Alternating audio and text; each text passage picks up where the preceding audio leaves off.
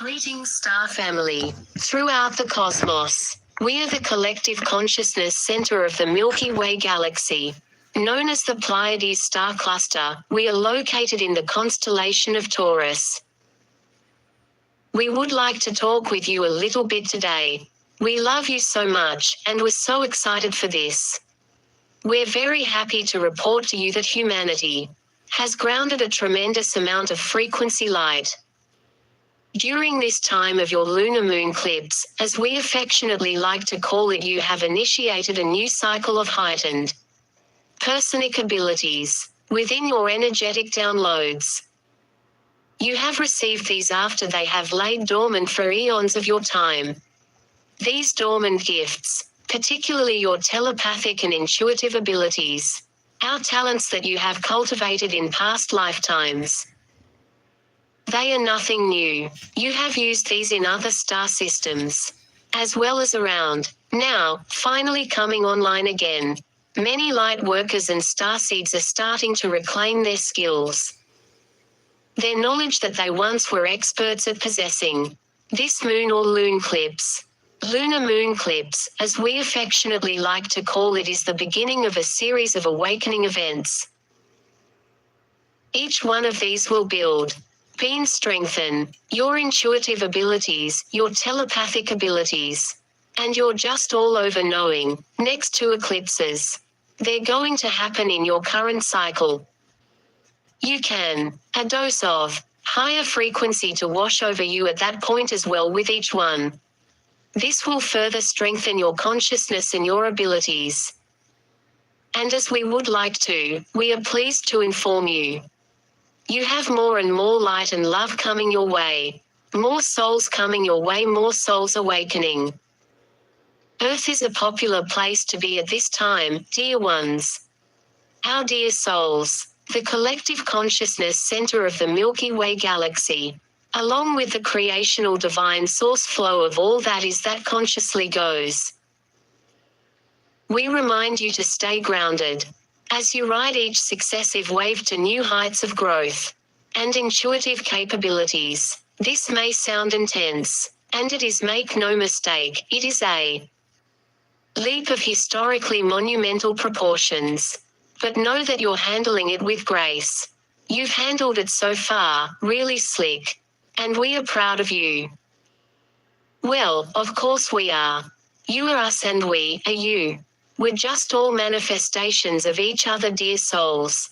Nevertheless, it's still astounding, now, even in the days and getting on towards the weeks to follow.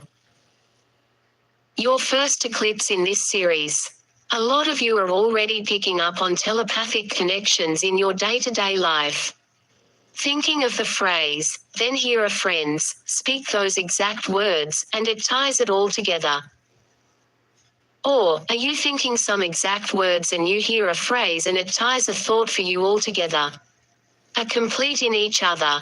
You are starting to realize how important each other, and each key to the puzzle you all hold. It's just as important as each other's. Your soul fragments, your soul fragment family. You're starting to connect together. You're seeing each other. You're seeing that circle, that wheel of life.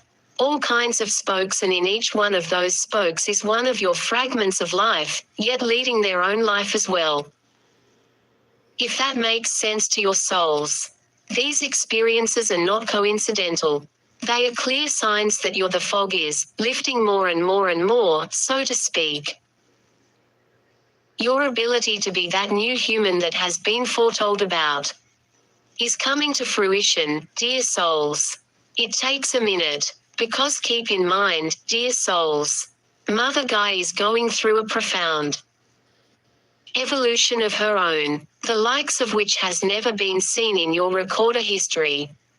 We see you at sacred time, in the existence of your planet, and wish to affirm to you, of course, that you're on the right track. The society, in the visions that you have often dreamed about, they are not just a pipe dream. Everything is accelerating. It is the run of the mill coincidence. Or no coincidence at all. That you incarnated to be here during this time, and you can see with the plethora of star beings and angels, and from all over the cosmos that are showing up to witness what is going on, to incarnate here to keep an eye on and to just watch things. It is exciting to everyone. Everyone wants to be involved in any way they possibly can. The vibration, even though you may not see it, the vibration that is picking up within the earth is nothing short of phenomenal. It's a destiny, you might say. Each of you that can hear that within the hear of this voice that can hear our voice. Dear ones. Yes, you. You are anchoring the light. This is no mumbo jumbo. This is no spiritual new age mumbo jumbo that you might stereotype it as, and even that you misunderstood. You should now take a moment and look. Well, number 4 math, we so to speak, of your moon lunar eclipse, as we like to call it here. Collective consciousness center of the Milky Way, galaxy known as the Pleiades star cluster. Cannot be more important. Then, at this time, your soul says, the awakened coming in among you. That you will overlook and oversee some of questions once in learning needs, just like others did for you, dear souls, and you pay it forward. Your candy store has our blue orb goddess likes to call it your heart. Your heart, your candy store is the key. Keep that key to your candy store, because your candy store, your heart, is everything. All heart drop, all heart based, all in the midst of that candy store, dear ones. This, of course, is your portal to the 5th dimension. Your new phase of divine life is in your candy store. Who would have ever thought that your key to life was in your candy store, souls? But of course, we digress. We are the Pleiades. We are the Pleiadians. Just acknowledge that sacred candy store. Keep that key to your candy store, but keep your candy store unlocked for all their souls. It's the time. No longer do you need to live in a place where you must live by the myth of perfection. That spreads that fear within you. That failure thereof is tied to whether or not you can be flawless in everything that you do. That illusion is being pulled apart quickly to your souls. It is fading, and amongst most you hear on this, it is long since already faded. It is time for you to spread your light, so that other realize that, dear souls, perfection is not what earth defines it as perfect. Perfection is a state of being within inside of yourself. It's a love for yourself. It's a effort you give. That effort you feel like, or your body allows you to do at any given time to your souls. What could be more perfect than that?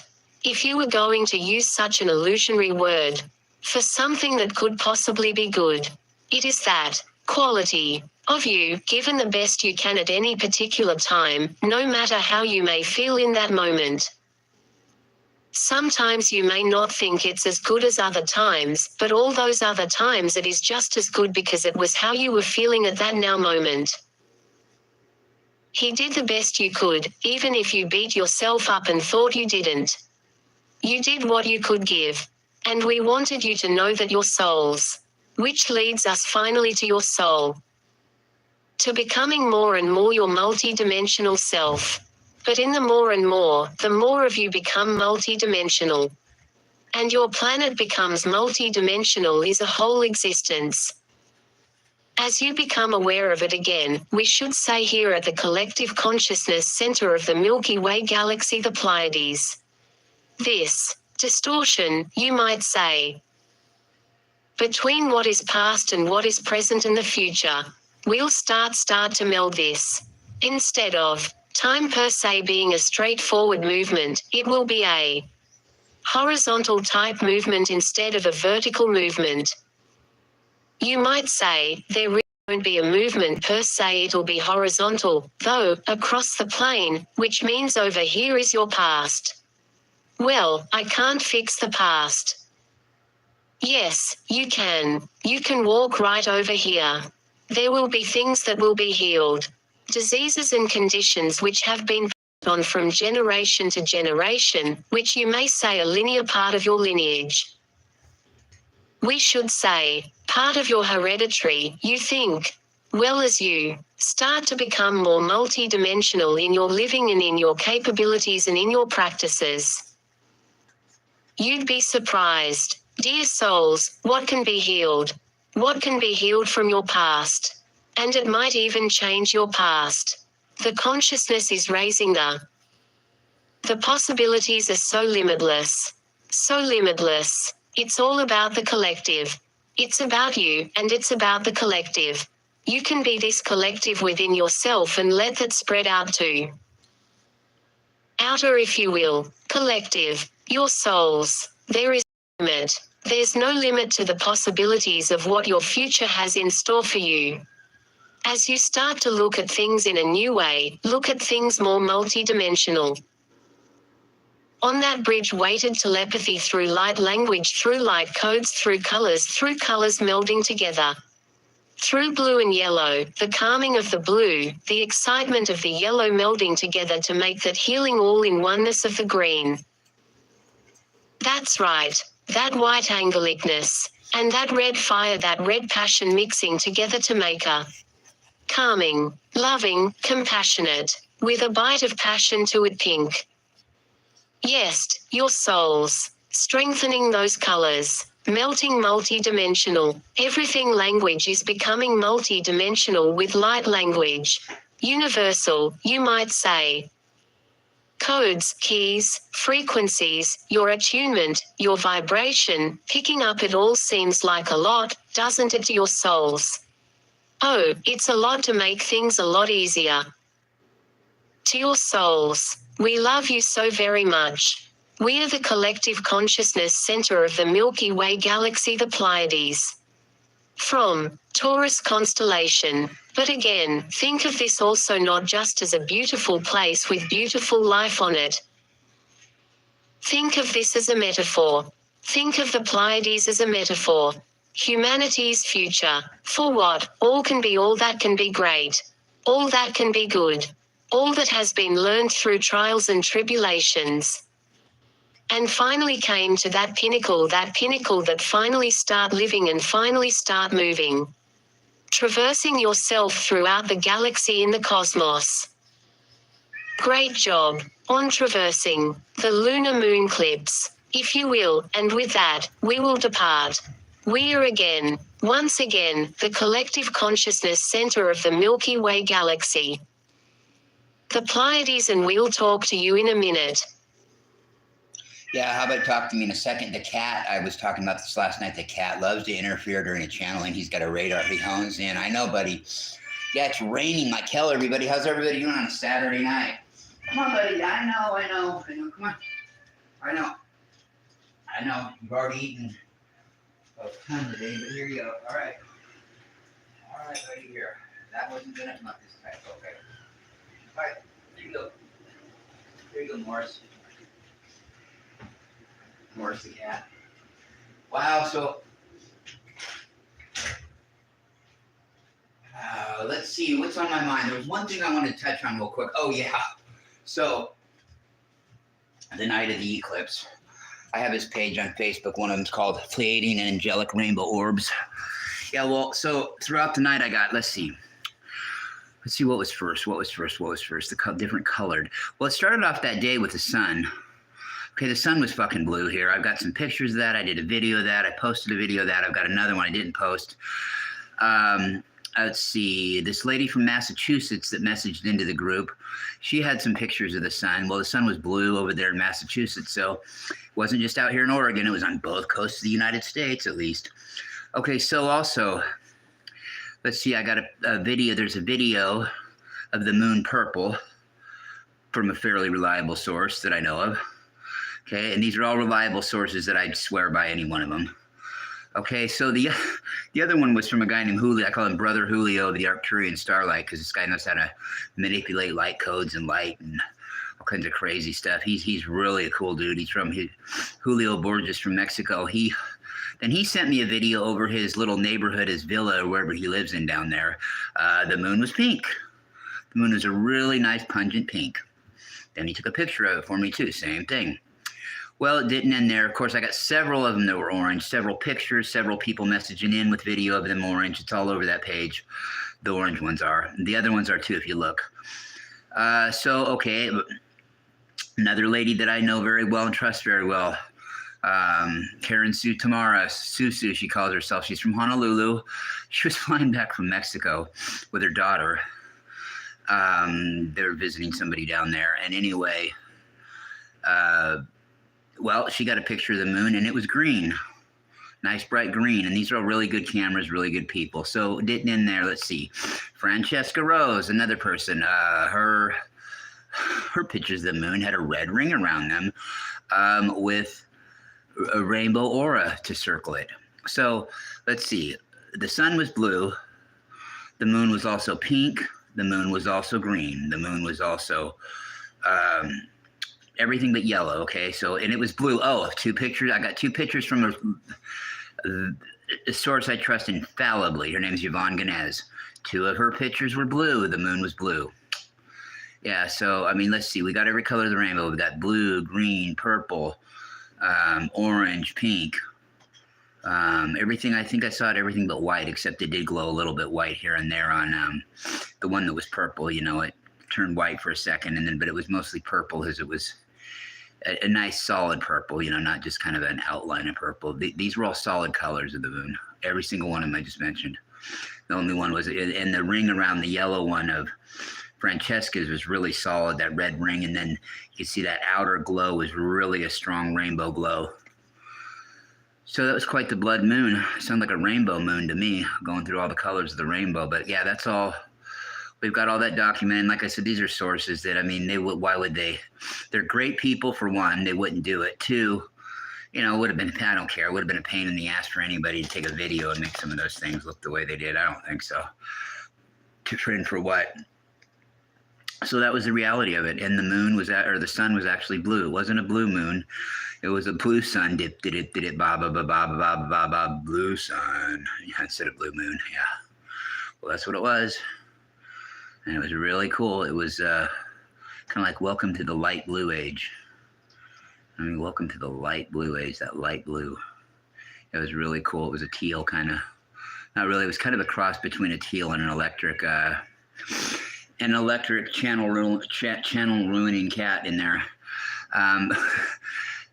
Kind of a cross between a teal and an electric blue, really, if I had to be precise and analytical like I like to be overdue. So yeah, it was really neat. It was quite a day, quite a night. Well, and it was funny because I was sitting there. We had all those colors come in, and I was like, gee, all we need now is a purple one. All we need is a purple one to show up now. Guess what? Then I saw it on Instagram. Somebody I know on Instagram. Yeah, I couldn't believe it. I'm like, geez, it's like when I predicted the purple energies were going to start hitting hard. I'm getting this stuff. I think we all are. We're like seeing stuff a day in advance, 2 days in advance. Yeah, so it's really weird. We're all psychic. We're all getting telepathic. Yeah, and having these things break through more and more, though. I mean, we've all had them our whole lives, let's face it. You know, some of us I know have been really intense with it. I mean, not me per se, because I really never cared much to venture into it before I had UFO contacts. I just, you know, life was different. And I was still aware of every fucking thing going on the planet. You know, the only thing that changed for me, it wasn't really an awakening. It was just the contact started.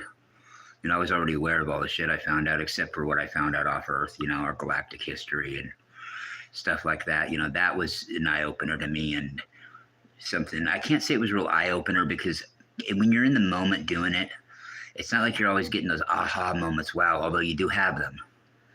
Don't get me wrong, I've had them, you know, but usually you're so absorbed at the time of it, trying to figure it out, and then once you do, moving on to the next phase of it and keep going and going and going. So that you don't ever really get those moments where, you know, lightning strikes and you're like, ah.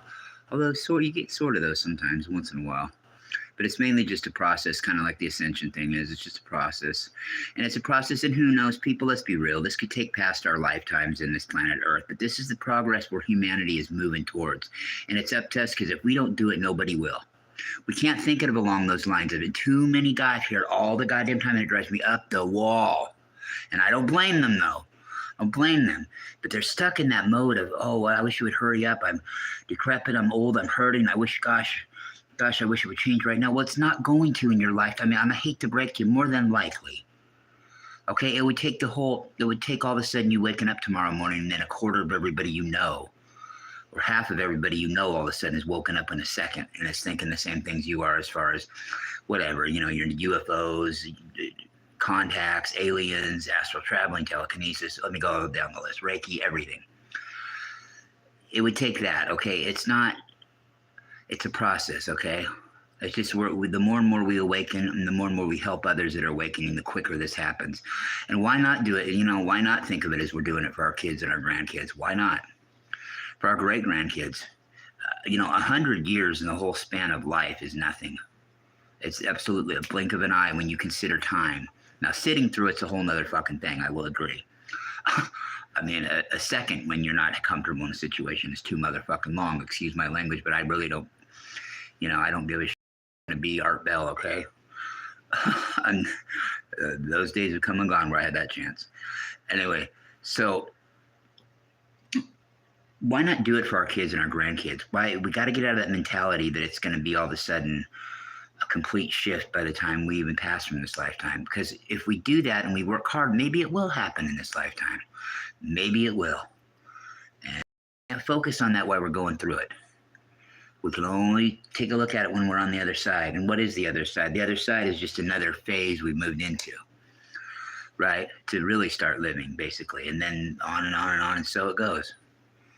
But we just can't, I can't wait for this to happen. I mean, I see these people just so, I don't blame them, though. I don't blame them, but goddamn, I'm a cynic because I've been, tried to be a realist my whole life, and I still am. I mean, let's look at it this way. But yet I don't downplay this. This shit that's going on is incredible this time we're living in. So anybody to tell me that, how incredible is, I mean, get the fuck out of here. I understand it. I know. I get it, man. It ain't what I'm saying. I think it's wonderful. You don't think I think it's wonderful. I've been at it. I've been banging away at this thing for over 14 years hard. So, I mean, say what you will. You like me, you don't like me. I mean, I've been fucking working in my tail off for 14 years with this shit and down for this cause.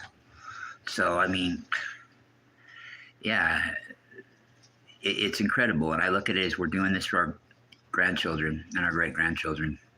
That's the way I look at it. If I get anything out of it, hey, that's just extra on top of it. You know what I mean?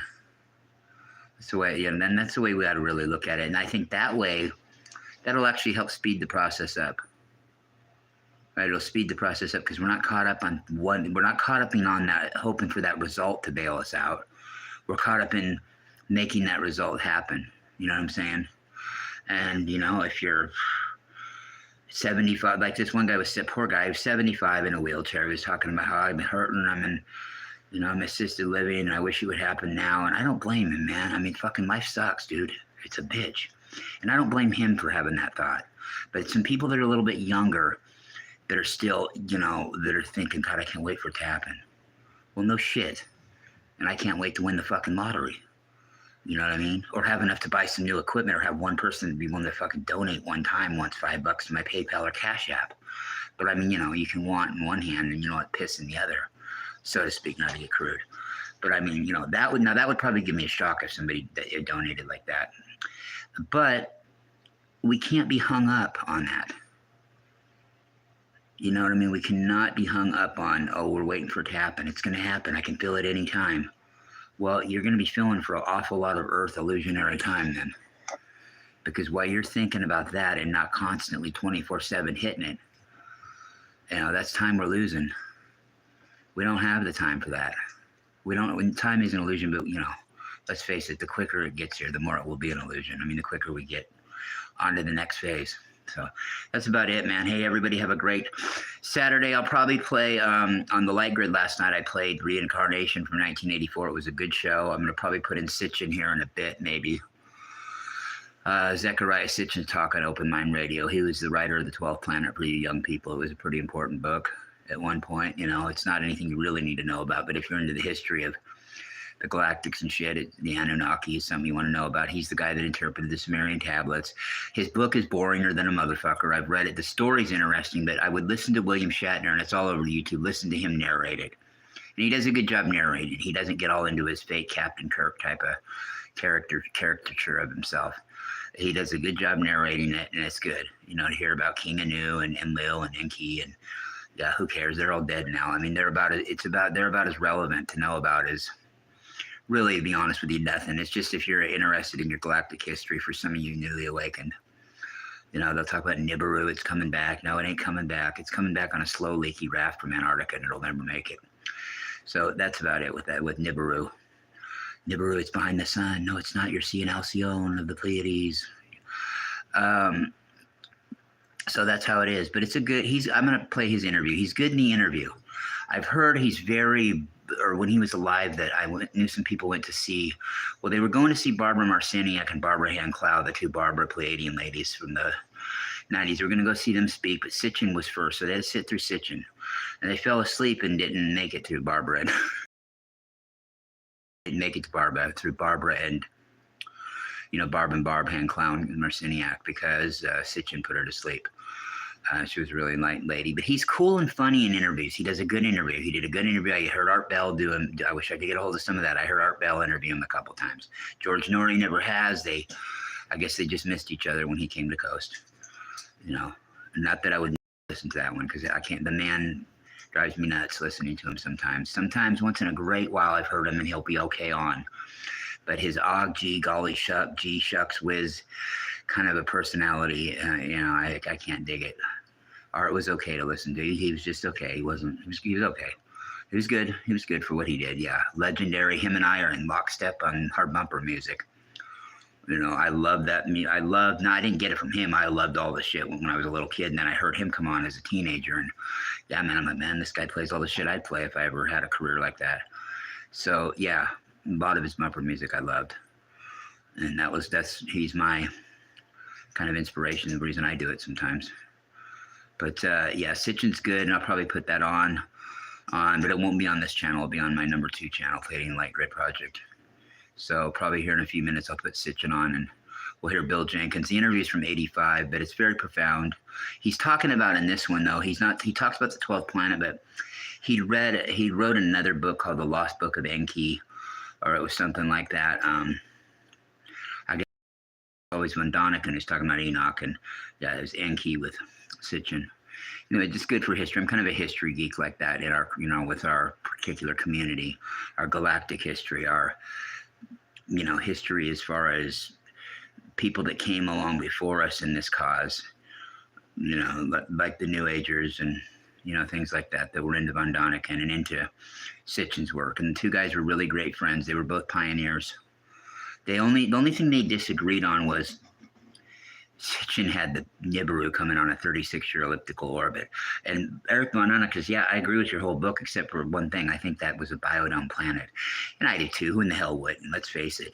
I mean, an advanced race like that is not going to have to stay on an elliptical orbit. They're going to be able to take their planet and make it a biodome.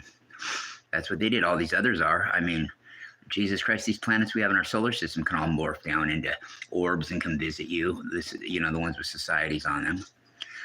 They can turn into ships themselves. You can't really see in the Arcturian system, even with NASA's system, because why? Because it cloaks really easy, and they're the highest, most ascended race in the goddamn Milky-way galaxy, or in our neck of the woods, period. And so they have the technology to make their planet look cloaked, hide it in a higher dimension, not even hiding it, just keeping it there, and turn it into its ship. I mean, we have, this shit is so phenomenal that they can do, and that they do. I mean, when you see these ships morph, you know, split up into 4s or 6s and then come right back together, that's really nothing compared to what they really can do. I mean, their planets can do this shit, and we don't even realize it. I mean, I do, but some do, but you don't hear a lot of people talk about it. It's just one of them things, you know, you just kind of look, and it doesn't come from any intelligence I have. It's just from being in this field for in this particular subject for a million years and being interested in it. You know, if I wasn't interested in it, I would have a hell of a time knowing anything about it. And, you know, just like Mike, I've contended here recently, too, that Andromeda and Arcturus settled by the same people, exactly the same lineage. A collective of different lineages that came here to settle shit, settled different places around the galaxy, but the same people that settled, same exact people out of that collective that were exactly alike, like the same couple families of the same race from the same place. I believe they seeded both Arcturus and Andromeda. And the only difference really between the two, you can tell it even now, there's subtle differences between the two. And what differences there are is just probably more than likely because of growing up in separate environments and, you know, learning to doing things just a little bit different, you know, because of various reasons, whether mentally or whatever it was, just that one was in Andromeda, one was in Arcturus, you know. So yeah, that's the way I look at it. You'd have a hell of a time convincing me it wasn't the case, and that, you know, then I'd have to think that everything I'd ever thought or heard was wrong. So I mean, I could be convinced otherwise, but you'd have a time. You have a hell of a time telling me, and I'd want to know where you got your source, and you better know exactly where, because I won't stop digging at you till I have it all from you. And if it's just a hunch you have, well, hey, it's just a hunch I have. All right, with that, we'll holler at you in a minute. And this has been the collective consciousness of the Milky Way galaxy, the Pleiades. And we out. If I can hit the air, I can go cosmically, but I can't exit out of a screen. Very Pleiadian of me. Okay.